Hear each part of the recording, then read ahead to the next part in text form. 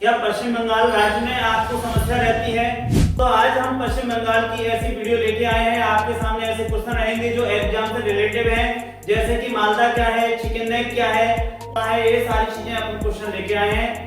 तो एक ही वीडियो में कंप्लीट वीडियो समझेंगे और चैनल को सब्सक्राइब एवं लाइक जरूर करें।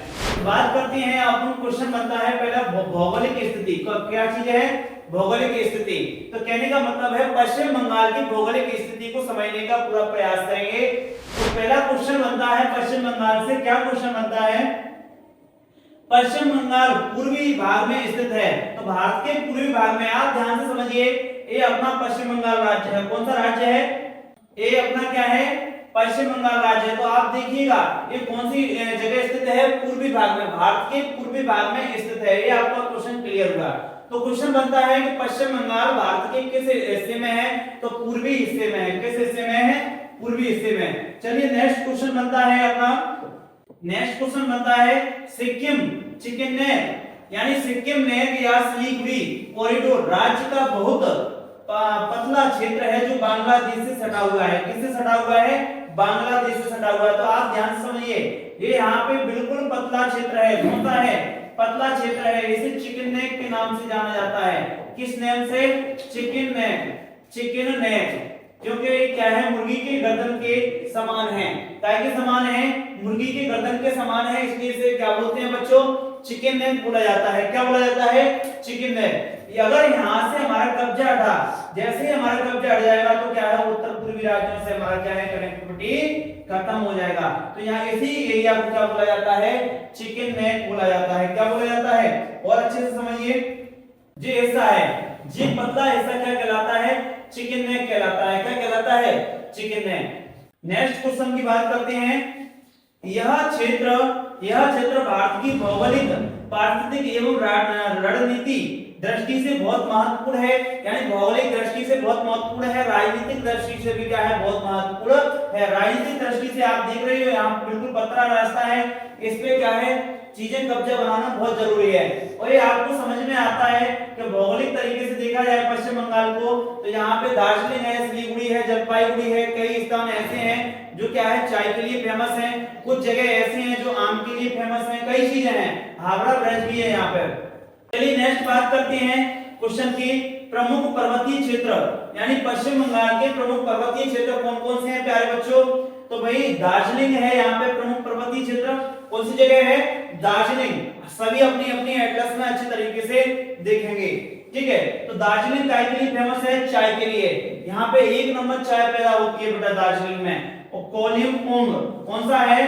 कलिम्पोंग। जलपाईगुड़ी, ये सारी चीजें हैं। यहाँ पे इसे क्या कहते हैं? पर्वतीय क्षेत्र कहते हैं। और आप ध्यान से समझिएगा सारी चीजों को। नेक्स्ट बात करते हैं अन्य प्रमुख स्थान की बात किया जाए यहाँ पे, तो फरक्का बैराज भी है। कौन सा है? फरक्का बैराज, जो किस नदी पर निर्मित है? गंगा नदी पर निर्मित है। कौन सी नदी पर है? गंगा नदी पर निर्मित है। तो फरक्का बैराज कहाँ पे निर्मित है? गंगा नदी पर। नेक्स्ट क्वेश्चन बात होती है यहाँ पे, पश्चिम बंगाल के अंदर ही शांति निकेतन विश्वविद्यालय है। कौन सा है?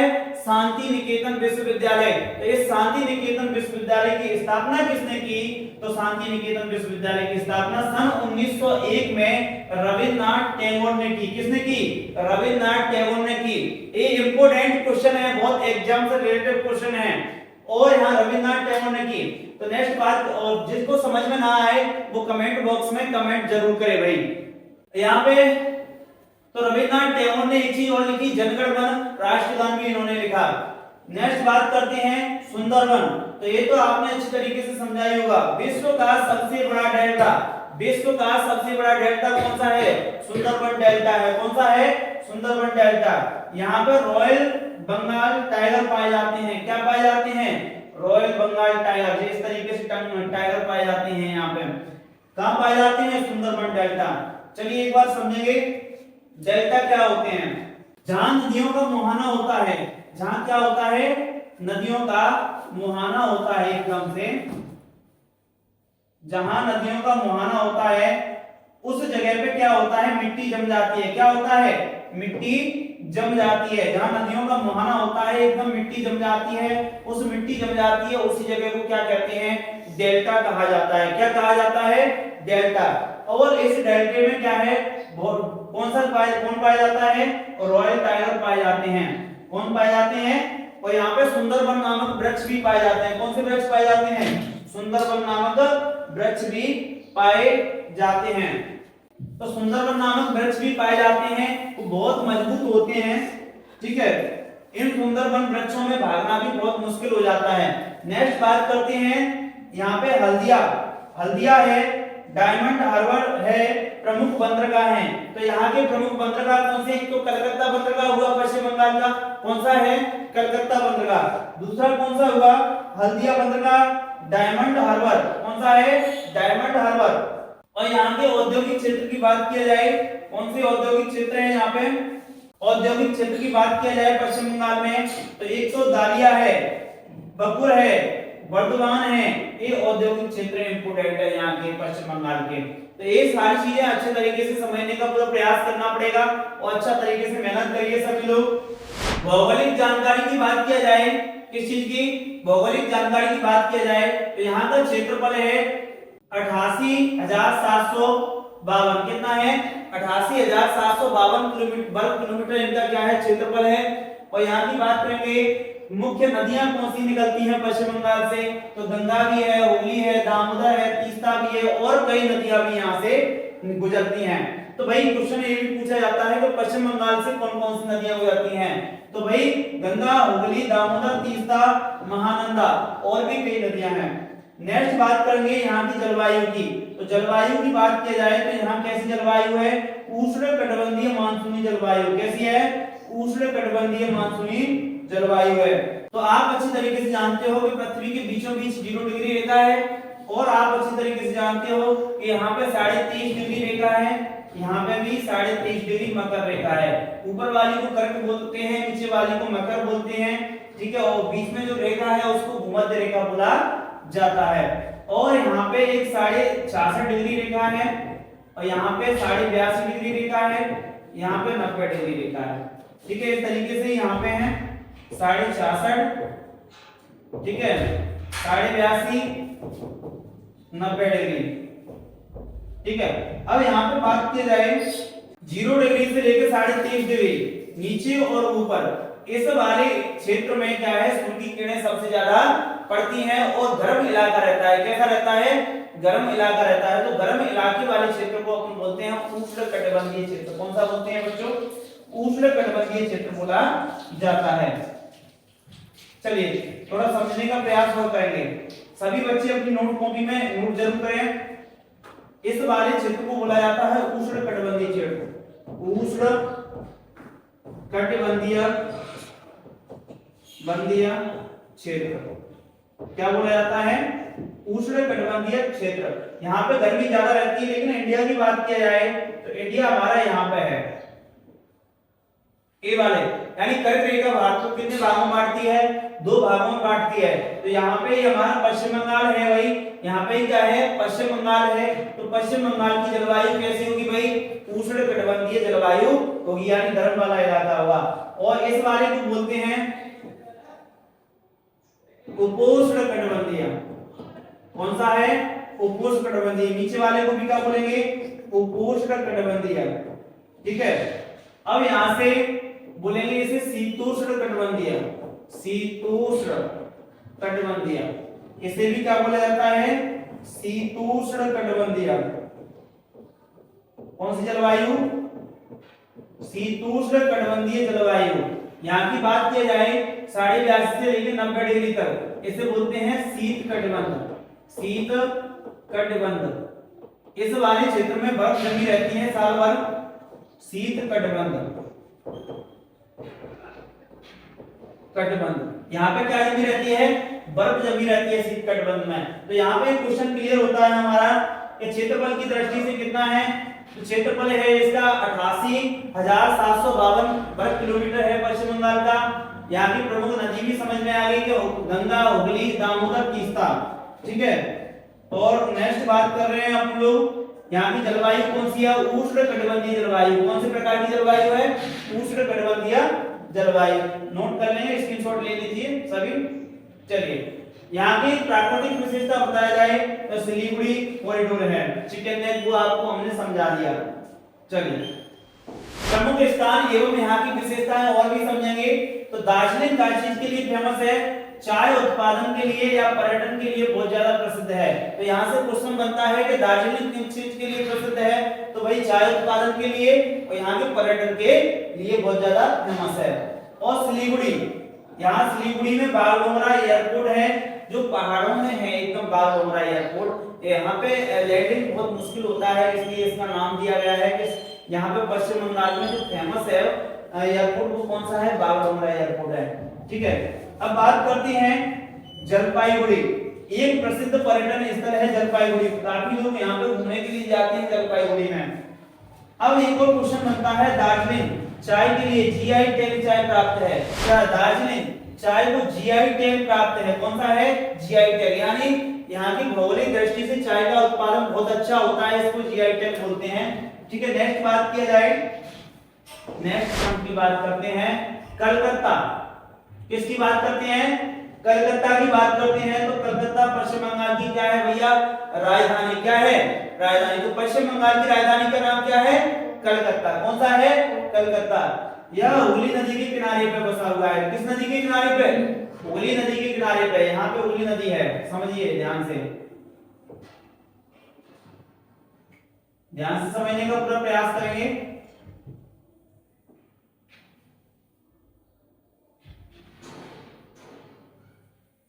यहाँ पे गंगा नदी आई है यहाँ से, और यहाँ से ही यहाँ फरक्का बांध है, यहाँ से हुगली नदी कनेक्ट हुई है, गंगा आगे के लिए बढ़ गई है, इसी को कहते हैं हुगली नदी।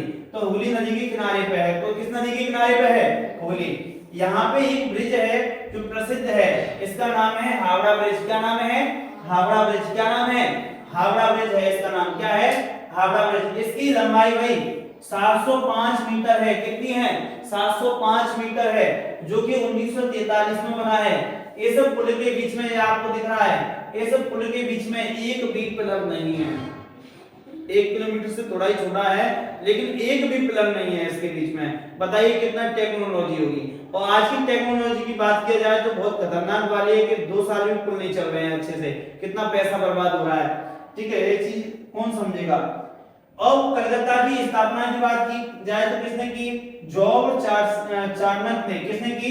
जॉब चार्नक ने की। ठीक है, और यहाँ पे कलकत्ता में बात की जाए, भारत की पहली अंडर वाटर कौन सी है? अंडर वाटर मिस्टेक हो गया है। अंडर वाटर मेट्रो ट्रेन, यानी पानी में चलने वाली ट्रेन। जो मेट्रो ट्रेन है वो पानी के अंदर चलेगी। कहां चलेगी? पानी के अंदर। तो ये कलकत्ता से हावड़ा के बीच में। कहां पे? कलकत्ता से हावड़ा के बीच में। तो एक शहर आपको दिख रहा होगा, एक साइड के शहर को बोल रहे हैं हम कलकत्ता, और दूसरे को बोल रहे हैं हावड़ा। क्या बोल रहे हैं? हावड़ा। तो 2 शहर हैं नदी के दोनों किनारों पे बसे हुए हैं, एक का नाम है हावड़ा, एक का नाम है कलकत्ता। तो कलकत्ता हावड़ा को जोड़ने के लिए कौन सा ब्रिज है यहाँ पे? कौन सा है? प्रसिद्ध हावड़ा पुल। कौन सा है? हावड़ा पुल। और इन दोनों के बीच में कौन सी मेट्रो ट्रेन भी चलाई गई है? इसे अंडर वाटर मेट्रो ट्रेन कहते हैं। क्या कहते हैं?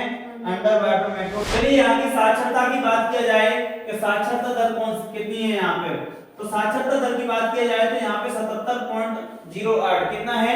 77.08 यहाँ पे साक्षरता दर है। इतना अच्छा भी नहीं है। यहाँ की स्टेट को क्या है, सरकार को पढ़ाई लिखाई को और भी जोर देना चाहिए। यहाँ पे पुरुषों की साक्षरता दर की बात की जाए तो 82.67% है। कितना है? 82.67% है। यहाँ की महिलाओं की साक्षरता दर की पढ़ाई लिखाई की बात किया जाए तो 71.16। ये साक्षरता दर क्या होती है बच्चों? कि पढ़ाई लिखाई में कितना परसेंट है, महिला कितनी परसेंट पढ़ी लिखी है, पुरुष कितना परसेंट पढ़े लिखे हैं, और देश में टोटल लोग कितने पढ़े लिखे हैं, इसी को साक्षरता दर कहते हैं। क्या कहते हैं? साक्षरता दर। यहाँ की प्रमुख भाषाओं की बात की जाए तो पश्चिम बंगाल में कौन कौन सी भाषाएं बोली जाती हैं? तो एक तो बंगाली भाषा, एक हिंदी भाषा और एक अंग्रेजी भाषा। तो बंगाली, हिंदी, अंग्रेजी, बंगाली, हिंदी, अंग्रेजी। तो पश्चिम बंगाल है तो बंगाली, और इंग्लिश तो सब जगह चलनी है। कुछ हिंदी वाले लोग भी पहुंच गए तो यहाँ पे हिंदी भाषा बोली।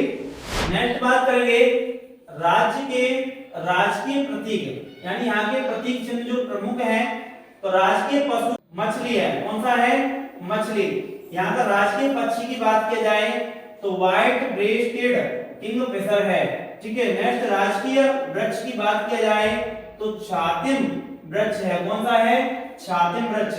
राजकीय पुष्प की बात किया जाए तो नाइट जैस्मिन है, रात की रानी, जिसे क्या बोला जाता है? रात की रानी बोला जाता है। राजकीय भाषा की बात किया जाए तो बंगाली भाषा है यहाँ पे। तो ये कोई दिक्कत है आपको? जिस बच्चे को दिक्कत हो वो कमेंट बॉक्स में कमेंट जरूर करें और चैनल को सब्सक्राइब जरूर करना और अच्छे तरीके से मन से पढ़ाई करो, मेहनत करो। देखो जीवन में तभी सफलता हासिल होती है। अगर सफलता इतना जल्दी हासिल हो जाए तो फिर जीवन में हर आदमी ही सफल बन जाए। ठीक है ना, आपको पढ़ाई करना होगा। नेक्स्ट बात करते हैं राजकीय जानकारी। राजकीय जानकारी, तो भैया राजकीय जानकारी यहाँ पे कलकत्ता राजधानी है इसकी। विधानसभा सीटों की बात किया जाए तो 294 है। यहाँ पे कितने विधायक बनते हैं? 294 विधायक बनते हैं। कितने विधायक बनते हैं? 294 विधायक बनते हैं।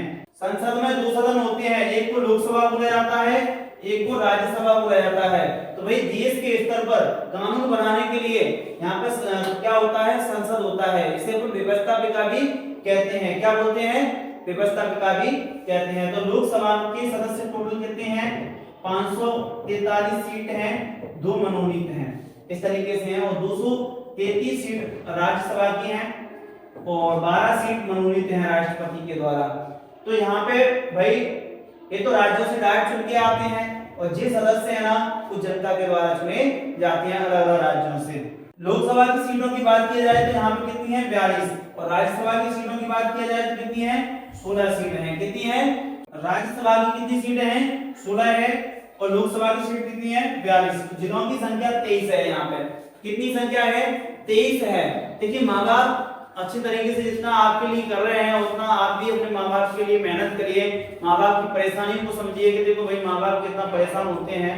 ये सारी चीजों को आप भी ध्यान रखिए, तभी जीवन में सफलताएं हासिल होती हैं। अब नेक्स्ट बात करते हैं हम निष्कर्ष की बात किया जाए। एक पॉइंट बनता है यहाँ पे, यह राज्य पूर्व का द्वार है।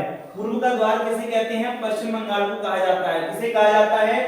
पश्चिम बंगाल को कहा जाता है। और अपने साहित्य शिक्षा के लिए भी प्रसिद्ध है, चाय वगैरह के लिए। देखिए राजनीतिक रूप से, भौगोलिक रूप से, सारी चीज के लिए क्या है? पश्चिम बंगाल बहुत इंपोर्टेंट चीज है। आगे की वीडियो आपके लिए चाहिए तो आप चैनल से जुड़े रहिए, चैनल को सब्सक्राइब करें और जिससे कि आपको वीडियो पहुंचती रहेगी।